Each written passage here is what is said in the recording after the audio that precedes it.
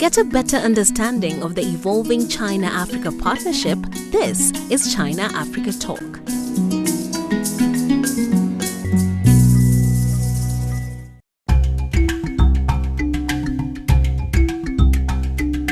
Welcome to China-Africa Talk. I'm Gao Junya. China and Africa are strengthening ties through growing people-to-people exchanges. And the media has an increasingly important role to play in helping people on both sides better understand each other. For journalists, that means going beyond stereotypes and telling stories based on what they see and experience on the ground.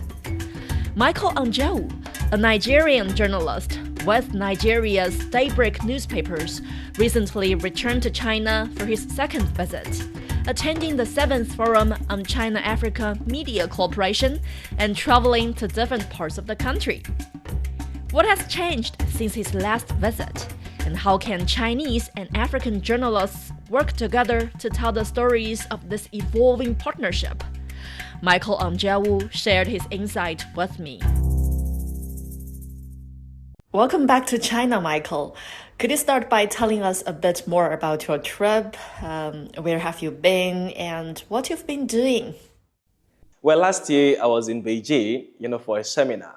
But this year we are in China for the China-Africa Audiovisual Week and the 7th China-Africa Media Cooperation Forum. Now, ever since we arrived, we visited different cities. We visited a city where we saw the development of coffee production. Then yesterday we were at Yiwu City, where we were taking around the Yiwu market, where we saw the business relationship that is going on between China on the one hand and Africa on the other hand. And after that, we proceeded to Beijing, and today we are at the Red Note office, to share our audiovisual experience with the Red Note theme. I think so far so good. The experience has been massive. The experience has been impressive. Now, one thing that strikes me the most is that the Chinese have consistently developed. From the last time I came to Beijing to this time around that I'm in Beijing, I can see some significant development. It goes to show that the Chinese government is gradually developing and it is progressing from stage to stage. And I must commend the Chinese government for their gradual and careful developmental strides. And I want to believe we from Africa, we have a lot to learn from the Chinese in terms of strategic development. From the Global Governance Initiative to the Global Development Initiative, we can see that the Chinese rejuvenation is gradually progressing from stage to stage. And I think is a positive development for we journalists from Africa to emulate. Yes, this is your second visit to China. So what new changes or developments have stood out to you during this trip? Now, especially when we went to Yiwu, I observed that, the scale of businesses has increased from strength to strength. And we saw lots of high-rise buildings. People are very happy. You surely see that people have been lifted out of poverty. And I think for countries in Africa that are battling with issues like this, we must emulate from that level of development that the Chinese currently have. Of course, this year marks the China-Africa Year of People-to-People Exchanges. So in your view, what more can Chinese and African media do to deepen mutual understanding and bring our peoples closer together? Now, the role of the media cannot be overemphasized, because the media is the eye and the mirror that projects or portrays what countries do all over the world. Now, the role of media is strategic in the sense that without proper media, there are negative stereotypes about countries. But with proper media cooperation, we can begin to tell the true stories about China-Africa relationship.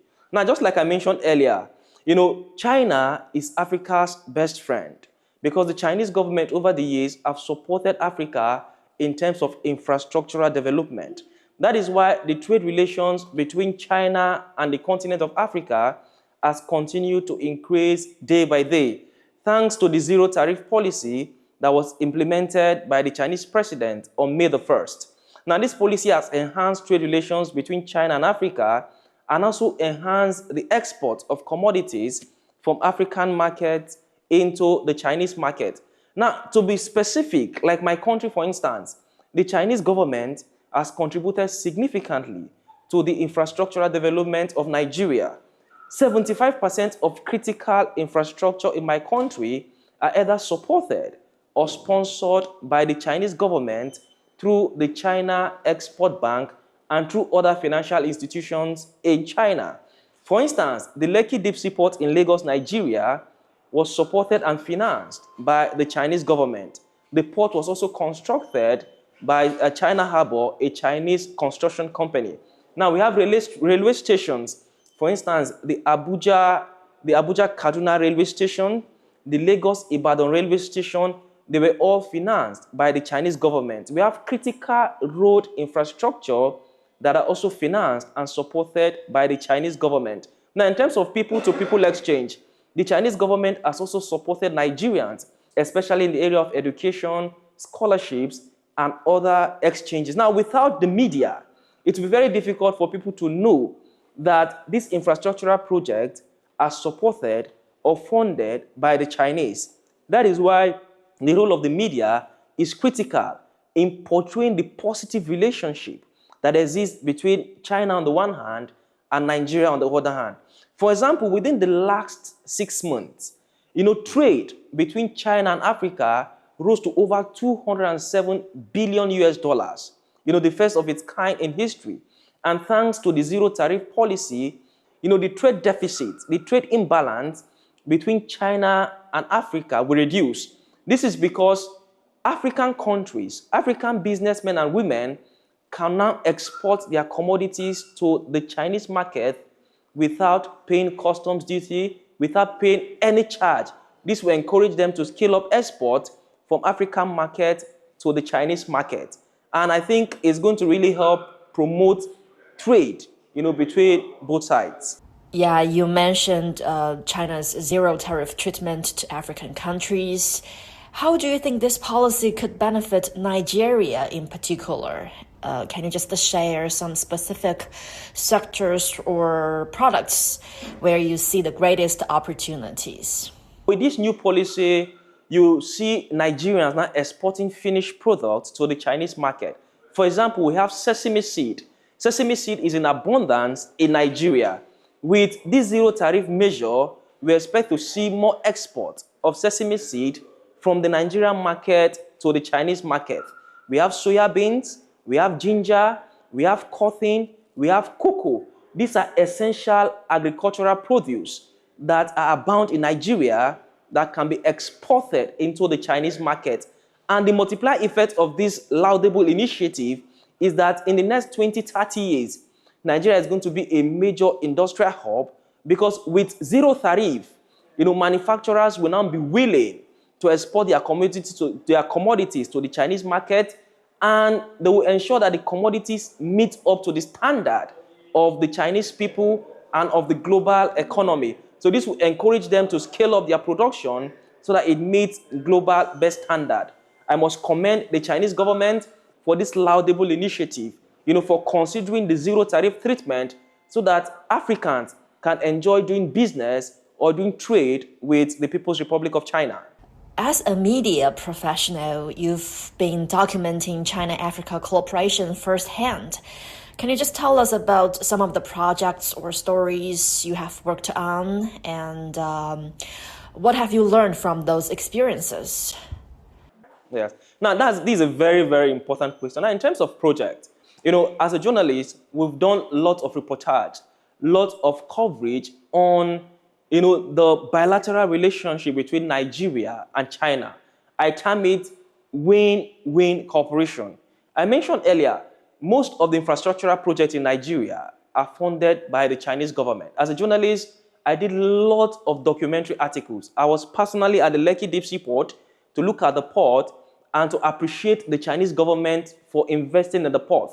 Now, there's a road, that links Abuja to Makurdi to Enugu. Now, that road is being constructed by China Harbour Engineering Company. Now, that project is also financed by the Chinese government. I've done extensive research on that project. Now, going back home, with all this experience gathered, I tend to continue to write articles on why the relationship between China, Nigeria, China, Africa is the best.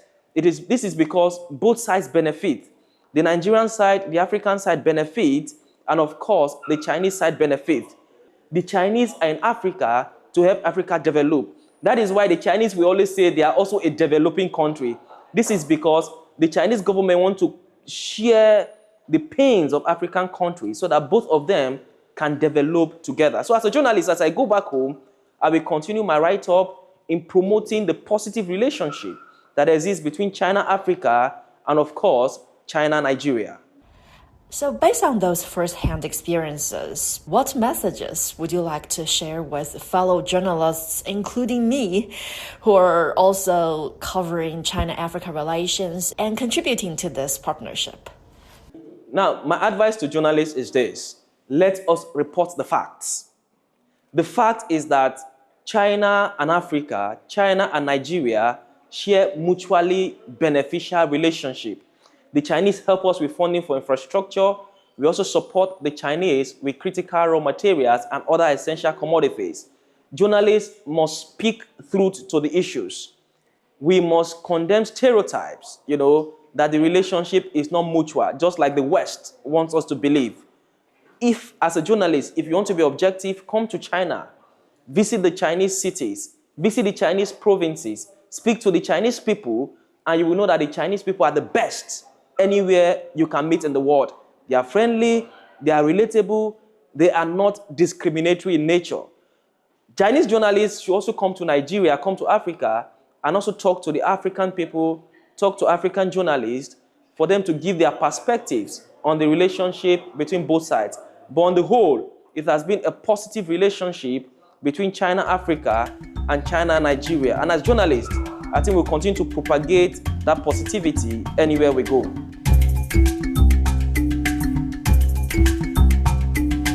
As Michael said, greater media exchanges can help people in China and Africa see their relationship through each other's eyes.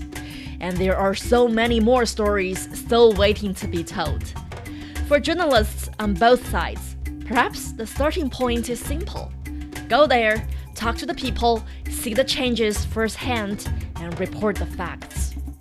And that's it for this edition of China Africa Talk. You can find us on major podcast platforms and on Substack. I'm Gaojun Ya. Thank you for listening. Bye for now.